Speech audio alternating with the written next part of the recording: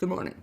You're watching the Blaine's World podcast, now heard on, or actually seen on Facebook, YouTube, LinkedIn. We're going to have a podcast going that you can also listen to in your cars.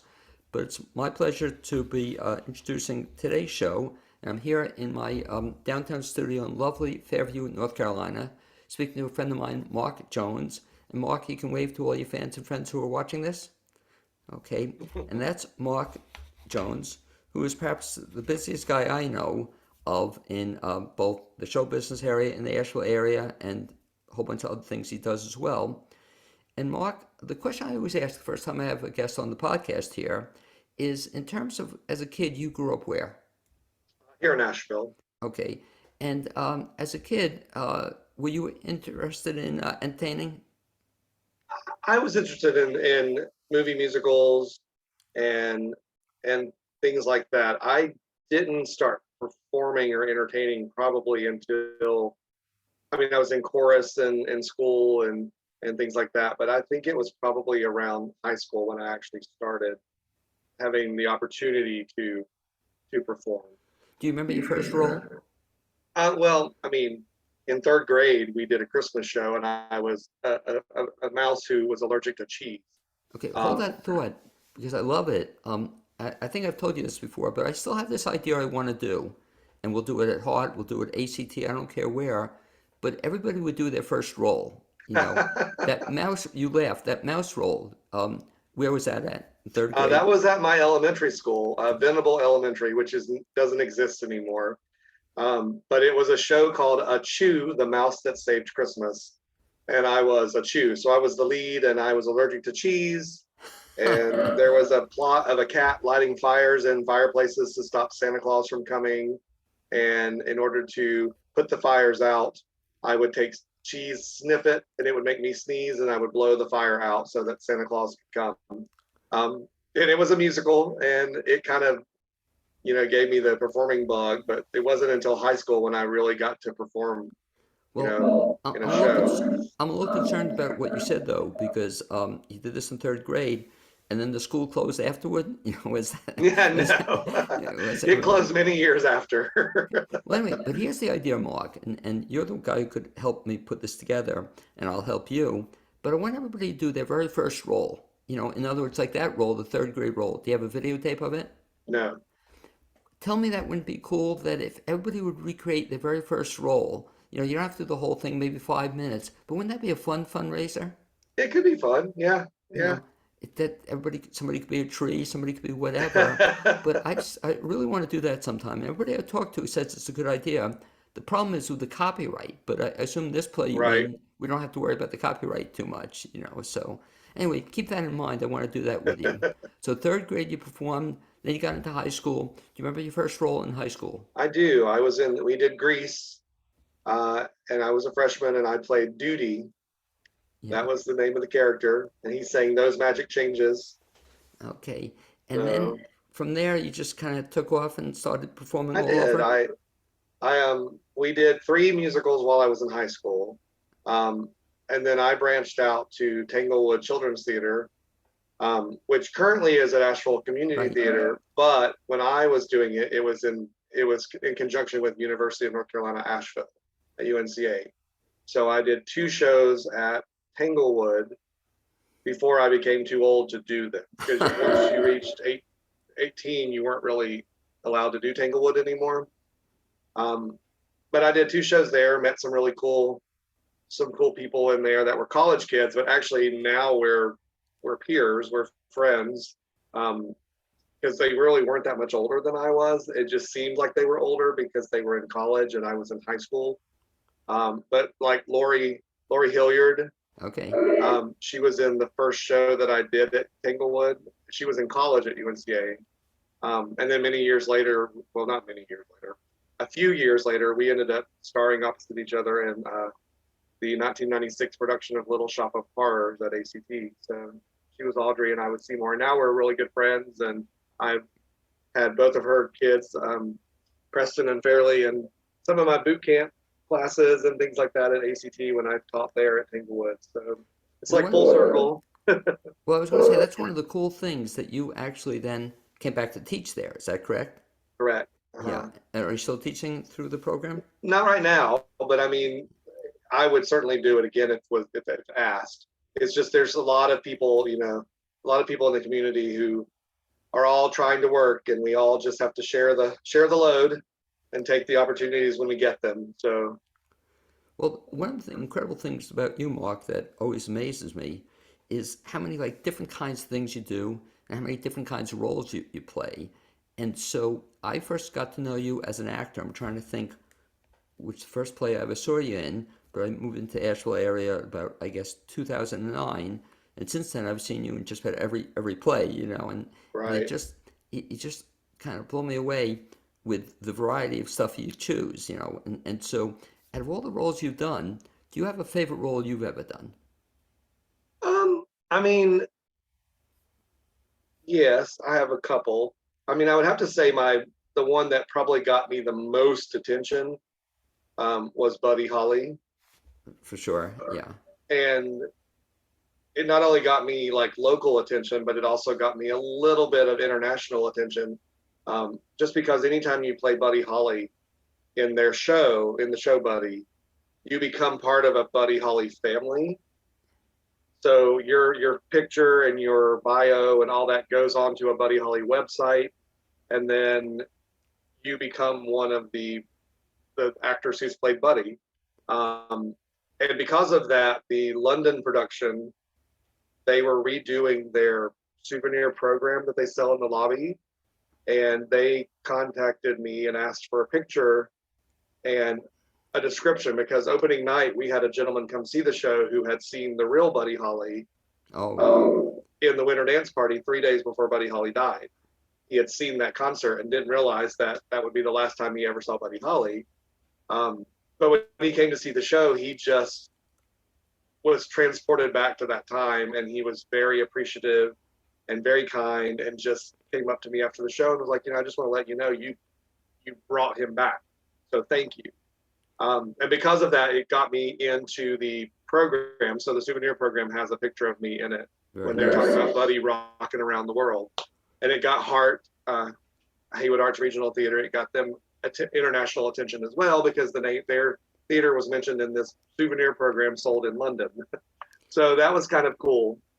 Well, one of But the things yeah, one of the things I loved about that performance was, and I think I saw it hard. For some reason, I may have seen it twice, but it almost became like a mini dance concert. I don't know if that was the yeah, intent, but you just couldn't help but dance, to that show. It was just such a great show.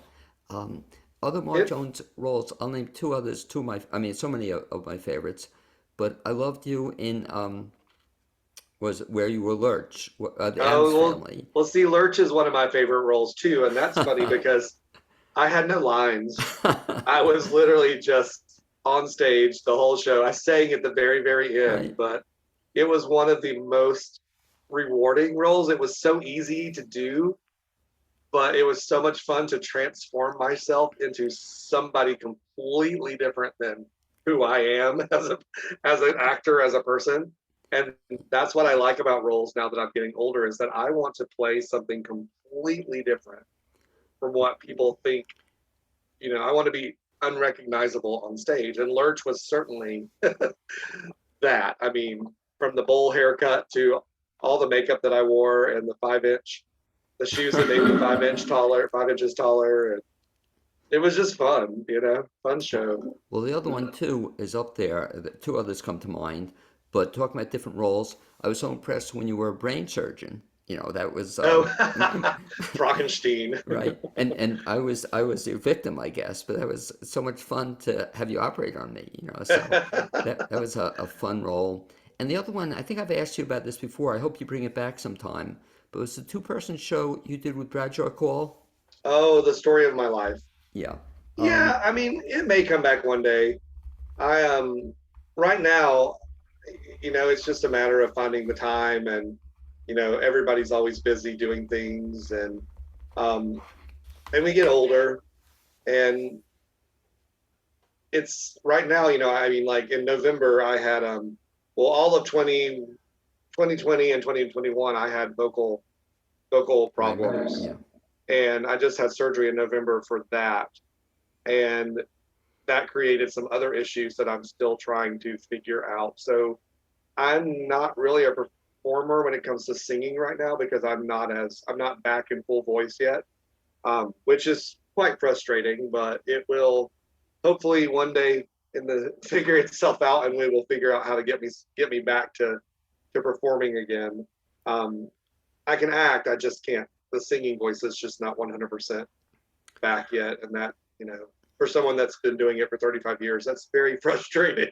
Yet, But we'll get there. We'll get there. one of the things that so impressed me about you, however, was that when you're on this hiatus, or also tied into in part when COVID was around, but you also picked up another skill which really impressed me, and that's when you started doing a lot of stuff with technology and Oh, I guess you learned a whole set of new skills in your free time, right? yeah, I did learn to. Well, I mean, I wouldn't say I'm great at it, but I did have fun doing some video editing and Yeah. learning how to put things together and, you know, make music videos, I guess you'd call them.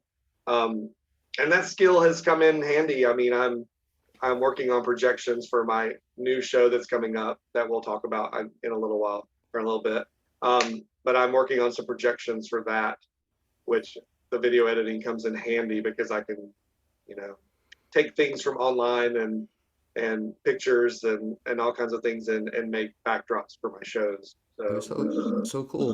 And then I'll ask you one other question leading up into that is in terms of, so aside from performing and singing, I've known you now as a director too. And when did you start getting into directing?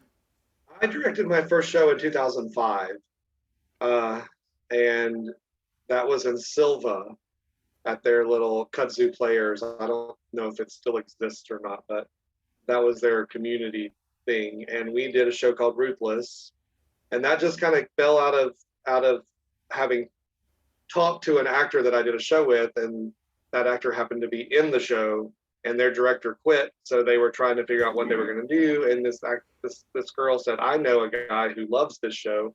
He might direct it for us." And so they contacted me, and I went out and directed it for, it was during the summertime, so it was 2 week rehearsals. We had 8 hour day rehearsals, and we got the show up and running. And next thing you know, I'm being allowed to direct a show at HART, Haywood Arts Regional Theater in Waynesville. Steve Lloyd gave me that opportunity, and I never looked back. I kept directing every year and discovered that I enjoyed doing that.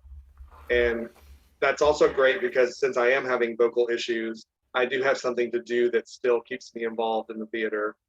And if I am never able to really sing much again, then I'll just continue directing, and just take some small roles here and there if I can. But we roll with the punches. And like I said, if the singing voice doesn't come back 100%, then I've got something else to do. So, and I Do you, love directing. do you So, prefer the acting or directing? it depends.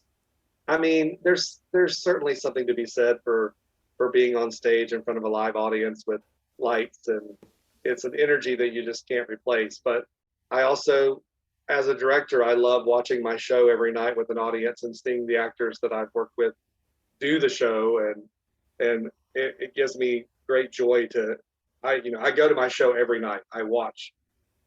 I know some directors don't do Right, that, and that's fine. exactly. I just like to be there every night. First of all, I never know when people are going to come, so I want to be able to see all my friends, and but it just gives me great joy to watch my show. I mean, I watch Title of Show the one I just did at ACT. I watched it every night, except for the weekend that I had COVID, so I wasn't able to go, which was very sad for me because I felt like I was missing something because I wasn't there watching the show. Have you ever had to fill in as a director when somebody didn't show up or somebody got sick? Have you ever had to jump in? No, not yet. Because Knock on wood. I because haven't had to do that yet. I don't know if you've seen it, but because of COVID and some other things, a couple of local people have had to do that lately. Oh Just yeah.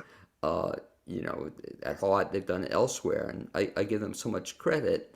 But let's kind of take that then to the other reality, Mark. Is I'll ask a lot of actors and directors what they prefer, and most of the time they prefer directing.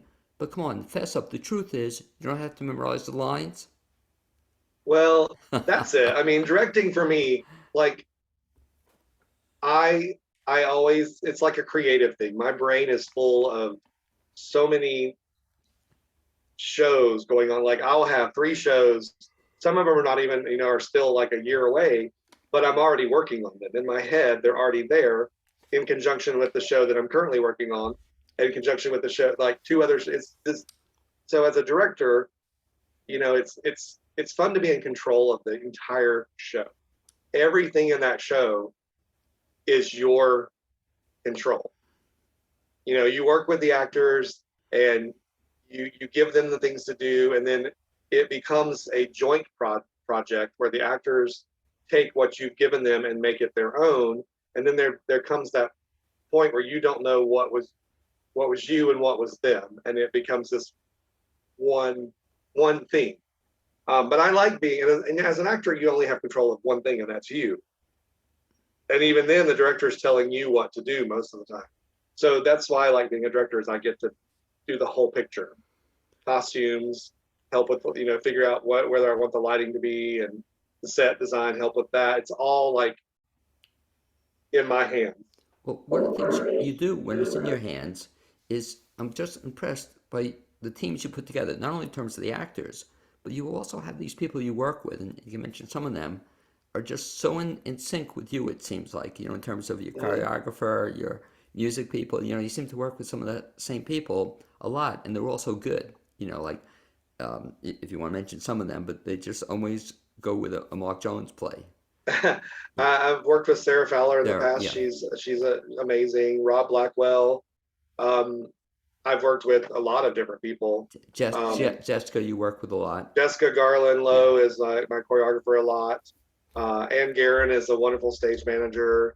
I'm currently working with John Ryder as my stage manager out at HART right now. I love picking people that I work well with, and that we get along, and you know work towards a common goal. And since you mentioned Heart, Mark, that'll be a perfect segue into the play that we're going to be talking about. And it's coming up at Heart, and I'm really excited about it because I've never seen it. Talk about Assassins. Okay. Well, Assassins is a very interesting show. It has not been done in this area since the 90s when UNCA did it. And it is it's a piece that people aren't as familiar with, but it is a wonderful show written by Stephen Sondheim. And it is about people who have killed a president or have attempted to kill a president. There are 9 assassins in the show, ranging from John Wilkes Booth to Lee Harvey Oswald. And the show basically puts them all in the same space and time. So all of these people exist together and communicate with each other, even though they were at different time periods. With John Wilkes Booth being in the late 1800s, the Lee Harvey Oswald being in 1960s, and you have Sarah Jane Moore and Lynette Squeaky Frome, who were in 1975. You have John Hinckley Jr., who was in the 80s when he tried to kill Reagan. So it's like all these different people. Leon Czolgosz tried to kill William McKinley in 1901, and they all exist together. And it doesn't glorify them in any way, shape, or form. It just basically gives you an insight to who these people might have been and why they might have, what were their reasoning or their reasons behind trying to kill the president. It sounds like a history. I'm going to get a history lesson out of this A little also. bit, yeah. I mean, there is some, artistic license taken when they wrote the script, just simply because we don't know what their true thoughts were. Some of them we do. We can watch interviews. I mean, John Hinckley Jr. was just released from I prison saw that, yeah. a couple of months ago in June. He now has a YouTube channel where he writes music and performs it. And they've interviewed him, and you know a little bit about him and we all know why he tried to do it. I mean, he was in love with Jodie Foster and wanted her attention. That was his only reason. There was no political gain involved. It was just trying to get someone's attention. And then Sarah Jane Moore still is alive, and they interview her, and you can learn a lot about her background. So a lot of those things are in the show, and now some of us have been, as we've been rehearsing, we've been like studying.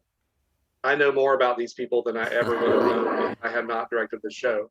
I mean, just to find out that the day that Sarah J. Moore was going to try and kill Gerald Ford, her apartment was raided by the FBI that morning, and they took her gun, which was a 44. And then as soon as they were done and left, she immediately went out and bought a 38. Oh my goodness, yeah. And because she didn't know how to use the gun because it wasn't hers, she didn't succeed. But if she had had her gun, she probably would have killed Gerald Ford. But she missed him by 6 inches. So it's like these little things you find out, you're like, wow, that's amazing. First of all, it shows you how easy it was to buy a gun. You could literally get, raided by the FBI and then go buy a gun immediately afterwards. And then you just find out little things, that are just, it's just insane. But the show itself is so well written. I think it's one of the best written Stephen Sondheim shows. You will come in, I hope you'll have, you might discover a little empathy for these people, because we see them as crazy, but in their minds, no one that's crazy ever thinks they're crazy. And some of them have some sad backgrounds and some, what they thought they were doing something right. And not that that's ever a right thing to do, but in their mind, killing the president was the right thing to do to solve their problems. This sounds almost a little like Sweeney Todd, or the kind of show I'm going to be seeing. It is. But it's funny. There are funny moments in it. Oh, are they really? Yeah. There are some moments where I'm like, I laugh so hard at the dialogue and the situation. And I don't want to give anything away, but it's a funny show. You wouldn't think it would be a funny show. Right. It has some serious moments, but there are some funny moments. And I'm trying to find the humor in it. I'm trying to make it, a not political show. I just want to present the facts, basically. I'm not trying to put any political spins on it. Sometimes when they do the show, they'll put a current political climate spin on it, and I'm not doing that. I'm just presenting the show as written, and these people exist in their time periods and what they did, and it has nothing to do with anything that might be going on in today's political times, or although there are some parallels, which is funny, that like you find out, I was alive when Reagan was in presidency, but I did not realize that his campaign tour was "Let's Make America Great Again." I had no idea, and it was like, is that real? So it's just like all these little things you find out as I submerge myself in the world of these assassins. Talk about something that a lot of folks don't realize, Mark. So people are going to see the show. First of all, when are the dates it's going to be running at HART? We are September 30th through October 23rd. It's Fridays and Saturday nights and Sunday afternoon matinees. We do have one Thursday night show, and that's on October 20th. It's like the last weekend. Okay, and that's going to be at the Hayward Arts Regional Theater in Uh-huh. Reedsville. Do you have the website handy? Or do you know? It's hearttheater.org, and that's HARTTHEATRE.org. And so it's going to be running during that time frame. But what I want you to share, Mark, is the fact that a lot of folks might not realize is that to put on a show, and I bumped into your HART a couple of weeks ago, it's quite a process. It's not something you just put on in a short period of time. How long have you been working on it? We've been working about 3 weeks so far. They've had 2 weeks of music rehearsals, and now we're basically staging the show right now. The show's only an hour and 20 minutes long. It's not a very long show. My kind of show. No intermission, and it's more of a play with music. There's a lot of book scenes in the show, which is not usual for a musical. There are pages of just dialogue and no music, which is kind of fun because all the actors are getting to delve a little into acting as opposed to just saying a couple of lines and then singing a song and then like most musicals. And it's a very serious subject matter. So we've been, dealing with that. We've talked about the fact, there are guns in this show. We have guns. And almost every character in the show has a gun of some sort. We rented them from a company that provides firearms for films and stage work, and just being safe and talking about that. The guns themselves, and there will be announcements in the playbills about these because the guns themselves are not real. They were real at one point in time, but they no longer are real. They don't function. They do not fire. There will be no live firearms on set on the stage, just for the safety of the actors. We will use any gunshot will be a sound effect as opposed to an actual gunshot, because it's a small theater. We're doing it in the Fengmeyer, which Oh, are you is the really? smaller space. Yeah. So you're going to be the audience will be very close to these people, and there will be times when a gun might be pointed at the audience, and there will be warnings in the playbill that say, this is going to happen, so be prepared. But these guns are safe. We're not putting anyone in any danger whatsoever. A Um, shout out, a shout out, if you would, to some of your cast who's in it. oh yeah. So I have a lot of local people. I have Eric Martinez, who has done a Oh, couple of shows here. He lives in Charlotte, but he comes up every week to rehearse. Um, he's playing John Wilkes Booth. I have Alexa Edelman, who is a wonderful actress, and she choreographed The Wizard of Oz. She's been in a lot of shows I've done. She's playing Sarah Jane Moore. I have an actress named Lily Mills, who's playing sure. Squeaky Frome. Um, she's also helped me with some scenes that have intimacy in them because she's an intimacy coordinator, Right. and that's a new thing that theaters are doing. It's a wonderful thing, um, and so she's helping with that. And I have Dylan Giles is playing Charles Guiteau. I have some Western Carolina students who are in my show. I have Javen Delozier is playing John Hinckley Jr. Sam Rod is playing Leon Oh, great. Shulgosh. Yeah. Riley Anderson is playing a character called the Balladeer, who comes in and sings some ballads about some of these characters and kind of represents the American people and what they thought of the assassins. Um, let's see. Well, I have William Tyler Azell, who's playing Samuel Bick. Samuel Bick was going to assassinate President Nixon by flying a plane into the White House. Of course, that never happened.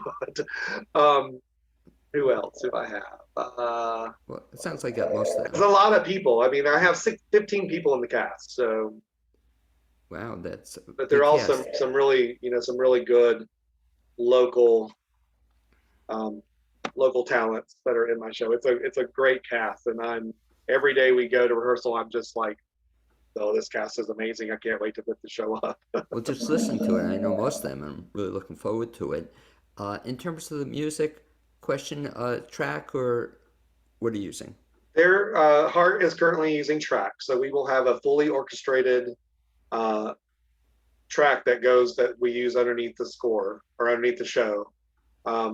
And the Music Theater International provides those at a cost, and they are live musicians who have recorded this, so it's not like synthesized music. It was at some point a live orchestra, and they're just doing that because right now they're just all the theaters are trying to get back up and get their money built back up so they can start hiring live musicians again. And so, Mark, after, well, we shouldn't say after this play, but we should mention, as people watch the podcast, you're also just keeping a little bit busy on weekends. You're going to be doing what? So coming up in a couple of weeks, I will be going up to a theme park in North Carolina called the Land of Oz, and it's September 9th through the 25th, Fridays, Saturdays, and Sundays. Tickets are almost sold out, I believe, but it's on the top of a mountain at Beach Mountain, North Carolina, which is near Blowing Rock. And this theme park was built in the 70s and was around for about 10 years and then shut down, but now it's reopened. Like once or twice a year, they'll reopen it for a little bit.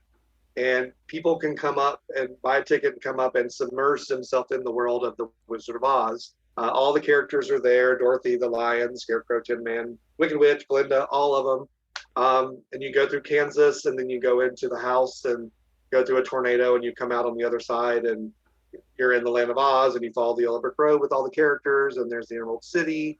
It's just a lot of fun, and I'm going to be up there playing Professor Marvel in Kansas. So I have a little scene. Their shows, they they do basically the movie, so you can walk through and watch the movie acted out live in front of you.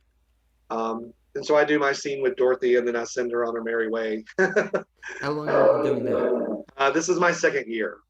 Because I did it also, last year, and it was a lot of fun. And I go up there for the weekend and stay. They put us up in housing, so we call it Oz Camp because there's a lot of fun people there. We all stay in a house together, and we do the shows during the day, and then we go back and have dinners and play board games, and you know get to become friends, and then we go the next morning and do the show again all day. So it's just a lot of fun. because I know, I'm trying to remember the show, but you also were in Oz at ACT, right?